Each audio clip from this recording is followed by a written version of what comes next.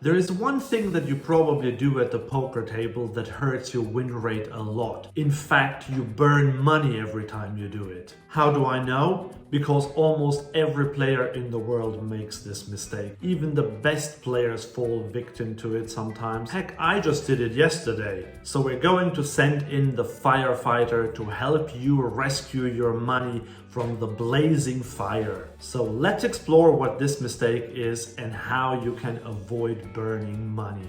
But first, let's talk about the 3 reasons why we bet in poker. The number 1 reason is to get a worse hand to call. Say we have pocket jacks and the flop comes ace, jack, 5.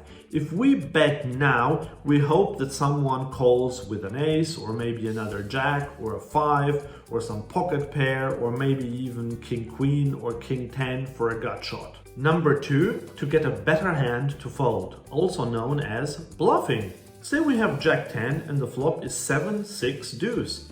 If we bet and a hand like king jack or queen jack folds, this is an amazing result. Or on the river, we have ace king on a board of queen jack 6, deuce 5. If we bet and we get pocket 4s to fold, then we have accomplished our goal. And then there is a third reason for betting, which is not quite as black and white. It only applies on the flop and on the turn, but never on the river. And that is called equity denial, or some people might also call it betting for protection. Say we have ace king again and the flop comes 8, 6, deuce. We bet and villain folds a hand like queen jack. This means we didn't get a weaker hand to call, nor did we make a better hand fold. But we are still very happy about this result. Why? Because queen jack still had about 25% equity, and by betting we just won 100% of the pot, although we were only entitled to 75% of it. So whenever you bet in poker, one of these 3 reasons has to be met. If neither of these 3 reasons is fulfilled, then you shouldn't bet. And this leads us to today's mistake that costs you a lot of money.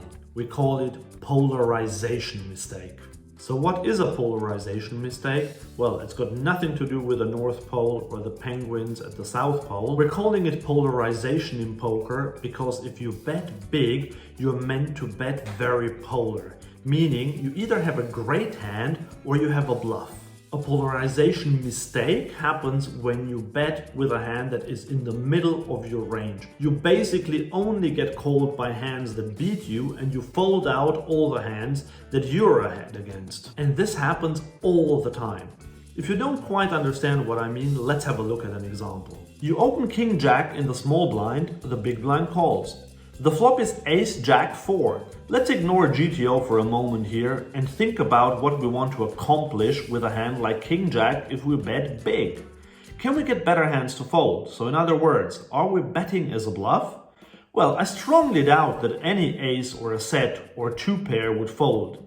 Can we get worse hands to call? Yes, it's not impossible that 5x calls or maybe even a hand like king 10 or queen 10 floats here for a gut shot. So we could just about say that it is worth betting big here to get called by worse. And what about the third reason for betting? Clearing up equity and gaining protection? Well, there's not much protection needed. A queen is the only card that we wouldn't like to see. Imagine that he has a hand like 9-7 suited.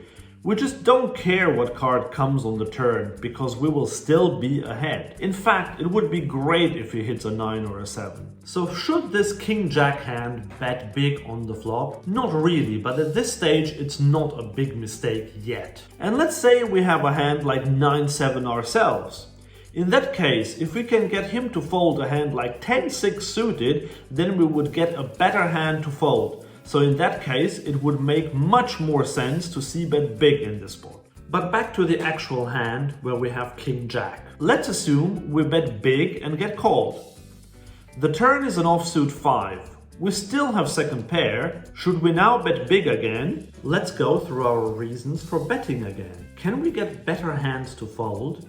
Well, if we bet really big, it's not impossible that an ace will fold, but even that I think is a bit unlikely. And that would mean that we turn our second pair into a bluff and risk a lot of money, although we have decent showdown equity. So it doesn't make much sense. Can we get a weaker hand to call? Maybe, but it's a big maybe. Queen Jack or Jack 10 might still call again, but it just seems unlikely if we bet big. And what about betting to clear out equity or gain protection? Well, we did that on the flop, and even then it was pointless, so now it is even more pointless. But we go 2/3 again and we get called. The river is an offsuit 10. And if you bet now, you really are turning your hand into a bluff, because you will never ever get called by a weaker hand. But yes, you might fold out an ace with your triple barrel. But as I said, we actually had an okay hand with showdown value. There is no need to triple barrel it as a bluff in the hope that we get an ace to fold. By the way, in this example, villain calls with 5-4 and scoops the pot with 2 pair. Here's another example. You raise ace 10 on the button and big blind calls. The flop is 10-6-3. You see bet big here. This is of course fine because you can get called by a lot of worse hands like any 10 and even a 6, a 3 or a pocket pair. Once villain calls and the turn is a queen, it starts getting a bit shakier. If you bet big again, you might fold out a lot of the hands that you beat, while villain will continue with hands that beat you. But it is not totally black and white. He might still call with a hand like king 10 or jack 10. The river is now a jack. If you barrel again, you basically have absolutely no chance of ever getting called by a weaker hand unless you have the image of a massive bluffer. Yet in this hand, villain bet 2/3 and got called by queen 10 and lost the pot. At this point you might say that you would never triple barrel with second pair. And that might well be true, but this mistake often happens on only 1 or 2 streets. Here's an example. You raise queen jack suited and you get 3-bet. You call. Flop comes queen 8 deuce.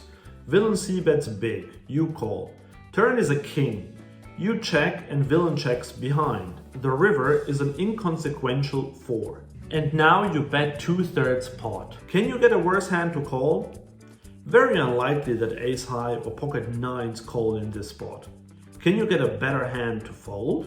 Well, a king will never fold. That leaves ace queen. With a 2/3 bet, I just think that a lot of ace queen will still call here. Plus, that's only a tiny portion of his range at this point of the hand. And remember, on the river you don't need to bet your hand for protection or to clear out equity. And I'm pretty sure that you have made bets like this one in your poker career. I certainly have. And the reason is usually fear. You get to the river and you know that you have a good hand, but you also know that you don't have a great one. You basically have a bluff catcher, but you don't want to face a big overbet and then have to make this decision whether to call or fold. So instead, you bet yourself. And you will often trick your brain into thinking that it was a good play because villain just folds. But the thing is, villain will fold a hand like ace-jack or 9-8 or some other air hand that he 3-bet with and then c-bet and is now a give-up. These mistakes happen in 3-bet pots as well.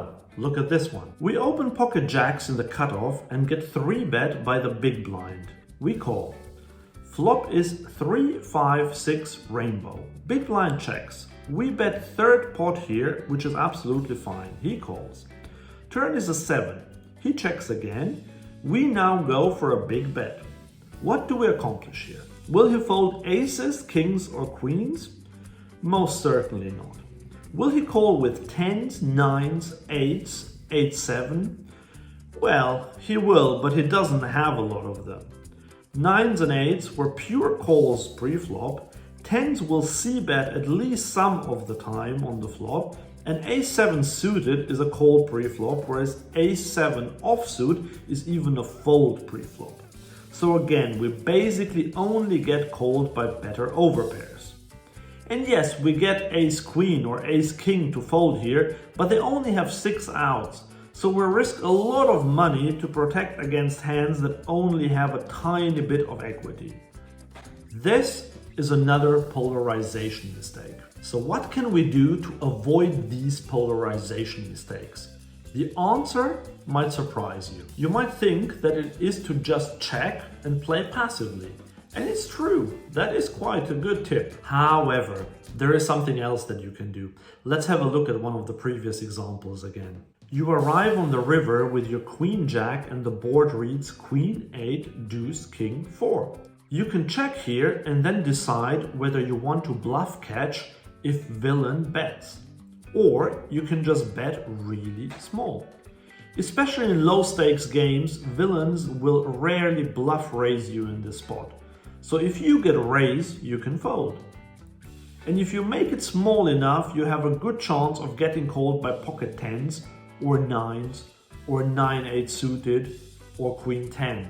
By the way, if you play online and you care about your red line, which shows the non-showdown winnings, then this will help that red line to go up, because often villain will still fold all his junk here and you can book that as a non-showdown winning. By the way, in this last example, if you are in position, you can just check behind, because the last thing you want to do against a good aggressive opponent is to reopen the action with a mediocre hand. If, however, you play against a weak live player, a calling station as we call them in poker, then you might consider going for a small bet. That's not really GTO, but such a player will most likely not bluff raise you, so there you can absolutely get away with just betting small with a hand like yours here. And if you want to learn how to make more money with thin value betting, then I recommend the video here.